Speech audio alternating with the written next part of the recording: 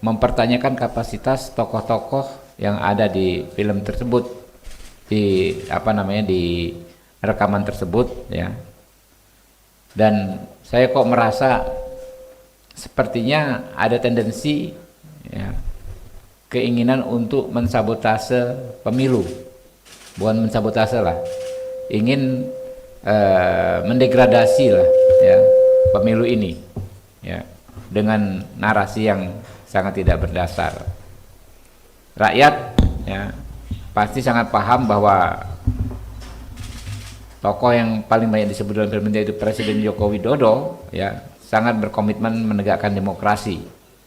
Rakyat juga tahu bahwa pihak mana yang sebenarnya melakukan kecurangan dan pihak mana yang memang mendapatkan keuntungan dengan yang mendapatkan dukungan sebagian besar rakyat karena program dan rekam jejak yang jelas berpihak kepada rakyat. Kalau di film tersebut disampaikan oleh saudara Zainal Arifin Muchtar agar rakyat menjadikan film tersebut sebagai dasar penghukuman, justru kami khawatir rakyat yang akan menghukum mereka ya dengan cara rakyat sendiri.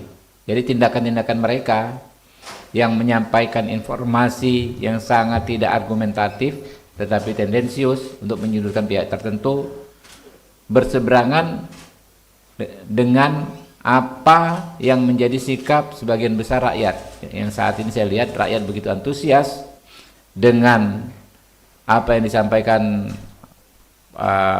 Pak Prabowo soal melanjutkan segala capaian pemerintahan yang ada sekarang ya. Intinya ya, kami menyarankan kepada rakyat untuk tetap tenang, tidak terhasut serta tidak terprovokasi oleh narasi kebohongan dalam film tersebut, serta tidak melakukan pelanggaran hukum. Kita harus pastikan pemilu 2024 berlangsung damai, luber dan jurdil. Pastikan rakyat untuk bisa menggunakan hak politiknya dengan sebaik-baiknya, karena itu akan menentukan masa depan kita semua ke depan. Nah, ada 3 hal ya teman-teman dalam film tersebut yang perlu kami soroti secara khusus.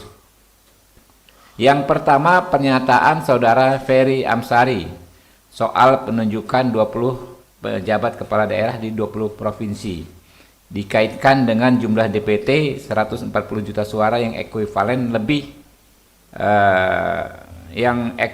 dari setengah ya dari jumlah pemilih di seluruh Indonesia. Narasi ini sangat tidak ilmiah ya, dan sangat tidak masuk akal. Susah sekali kita mencernanya. Bagaimana misalnya dia sebut Pak Jokowi menunjuk 20 juta PJ kepala daerah, jumlah penduduknya katanya lebih dari 50%, lalu dikaitkan dengan istilahnya orkestrasi pemenangan salah satu paslon dengan jumlah pemilih 50% lebih dan sebarannya memenuhi ketentuan pasal 6 Undang-Undang Dasar ya, yaitu 20% suara di setidaknya 50% provinsi. Bagaimana bisa seorang PJ kepala daerah memastikan seluruh pemilih di daerah yang dipimpinnya untuk memilih sesuai dengan yang dikehendaki oleh orang yang menunjuknya sebagai kepala daerah? Logikanya di mana gitu loh? Dengan kewenangan PJ kepala daerah yang jauh lebih terbatas daripada sebagai kepala daerah aktif ya, bagaimana bisa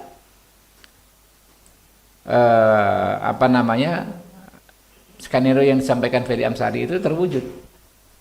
20 kepala daerah ini yang penduduknya lebih dari 50% ya, memastikan orang di situ memilih paslon yang diinginkan presiden semua.